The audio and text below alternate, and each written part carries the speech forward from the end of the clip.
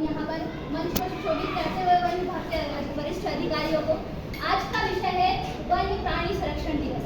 इससे पूर्व में रामचरितमानस की कुछ पंक्तियां आप सभी के समक्ष प्रस्तुत करना चाहूंगी, जिन्हें तुलसीदास जी द्वारा लिखा गया है। ये पंक्तियां कुछ इस प्रकार है। क्षितिजल पावक गगन समीरा पंच रचित अति अधम शरीरा। तुलसीदास जी ने इनका भावार्थ कुछ इस प्रकार दिया है कि पर्यावरण के संरक्षण से ही मानव जीवन संरक्षण रह सकता है। पर्यावरण के संरक्षण से ही मानव जीवन संरक्षण रह सकता है। अर्थात हमारी आवश्यकता है पर्यावरण को समझना। पर्यावरण से आशय है हमारे आसपास की वस्तुओं से, जो कि हमारे आसपास जो भी पर्यावरण है। आज अगर वर्तमान समय में देखा जाए वन्य प्राणी संरक्षण दिवस, मेरे विपक्षी साथी ने कहा कि पेड़ों को लगाने से रोजगार कम हो रहा है, तो अपने विपक्षी साथी को बताना चाहूंगी कि मध्य प्रदेश सरकार द्वारा वन विभाग सरकार द्वारा कुछ योजनाएं चलाई जा रही है। वो योजना कुछ इस प्रकार है कि मध्य प्रदेश में बांस परियोजना चलाई जा रही है, जिससे मध्य प्रदेश जो ग्रामीण एरिया होते हैं वहाँ के लोगों को रोजगार मिला है। इसी कड़ी में वन संगठन समितियां होती है जिनमें ग्रामीण जो लोगों को रोजगार दिया जाता है। उसके पश्चात तेंदुपत्ता भी हमारे मध्य प्रदेश में वन विभाग द्वारा संचालित किया जाता है। और आपको मैं बता दूं कि मध्य प्रदेश में सबसे अधिक तेंदुपत्ते का निर्माण भी किया जाता है।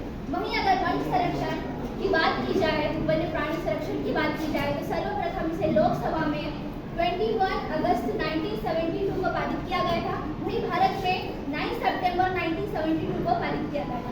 इस अधिनियम में लागू होते ही वन्य प्राणी संरक्षण में हमें महत्वपूर्ण भूमिका मिली। उनको संरक्षण करने का, उनके महत्व को समझने की हमें बहुत ज़्यादा आवश्यक है।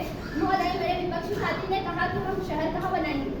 मैं अपने विपक्षी साथी को बताना चाहूँगी कि हम जंगलों को ले रहे हैं। ये जंगल हमारे नहीं है, ये जंगल है पर्यावरण के, ये जंगल है वनस्पतियों के, जंगल है वन्य जीव जंतु के। ये इनका सबसे पहले अधिकार है वनों पर, हमारे वन्य प्राणियों का, न कि हमारा। हम तो इन्हें चोरी कर रहे हैं एक तरह से देखा जाए तो। और मध्य प्रदेश में सबसे अधिक वनों वाला राज्य भी मध्य प्रदेश है। यहाँ पर सबसे अधिक सागौन वन पाया जाता है, दूसरे नंबर पर साल वृक्ष है। वहीं मध्य प्रदेश को टाइगर स्टेट के नाम से भी जाना जाता है, जिसमें सबसे अधिक वनों की टाइगरों की संख्या मध्य प्रदेश में है 28 राज्यों की अपेक्षा। वहीं मध्य प्रदेश को तेंदुआ स्टेट के नाम से भी जाना जाता है। 3421 तेंदुओं की संख्या है और 28 राज्यों की अपेक्षा हमारे मध्य प्रदेश में सबसे अधिक है तेंदुओं की संख्या। वहीं हमारे मध्य प्रदेश को भेड़िया स्टेट के नाम से भी जाना जाता है और भेड़ियों की जो जनसंख्या है 772। वहीं हमारे मध्य प्रदेश में घड़ियाल का संरक्षण भी सबसे अधिक किया जाता है, जिनकी संख्या है 1255। महोदय, आपको मैं बता दूं कि यहाँ मध्य प्रदेश में सबसे अधिक राष्ट्रीय उद्यान है, जिनकी संख्या है 11। 28 राज्यों की अपेक्षा आप सोच सकते हैं कि हमारी जनसंख्या की दृष्टि से, क्षेत्रफल की दृष्टि से अनेक राज्यों हमसे आगे है। लेकिन आज मध्य प्रदेश पर्यटन की दृष्टि से, वन संरक्षण की दृष्टि से देखा जाए तो सर्वप्रथम है। महोदय, आज हमारे जो हमारा मध्य प्रदेश है, नामीबिया से लाए गए 8 चीते, उसके पश्चात 12 चीते और लाए गए नामीबिया से। भारत में 106 राष्ट्रीय उद्यान है, उसके बजाय हमारे मध्य प्रदेश में कुनो नेशनल पार्क में इसका संरक्षण किया था। महोदय, क्यों? क्योंकि वहाँ का समय, वहाँ का वातावरण अनुकूल है, उनके लिए अनुकूल है।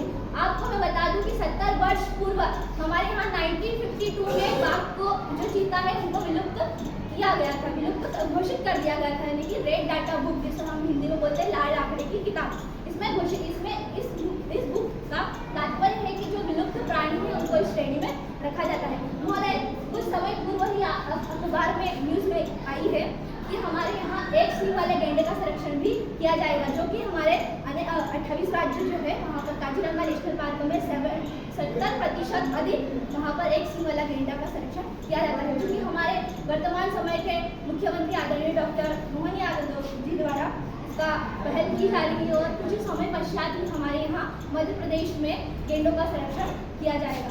अंत में अपनी पंक्तियों को विराम देने से पूर्व आप सभी के समक्ष कुछ पंक्तियां रखना चाहूंगी। अपने विपक्षी साथी को अनुरोध करना चाहूंगी कि इन पंक्तियों को अच्छे से सुन ले। पर्यावरण के संसाधनों के